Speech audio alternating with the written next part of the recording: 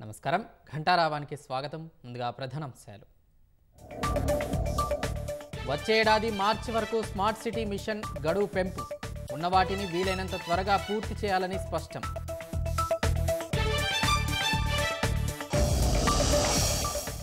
Pending బిల్లుల విడుదలపై గవర్నర్ను కలిసిన సర్పంచుల సంఘం, బకాయిలకు సంబంధించి ప్రభుత్వ తీరుపై వినతి పత్రం.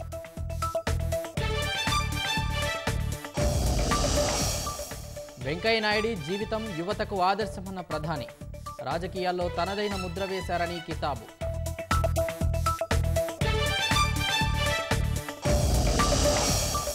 రేపు సమావేశం కానున్న ఉభయ సభలు, నీట్ అగ్నిపథ్ అంశాలపై ప్రశ్నించనున్న ఇండియా కూటమి.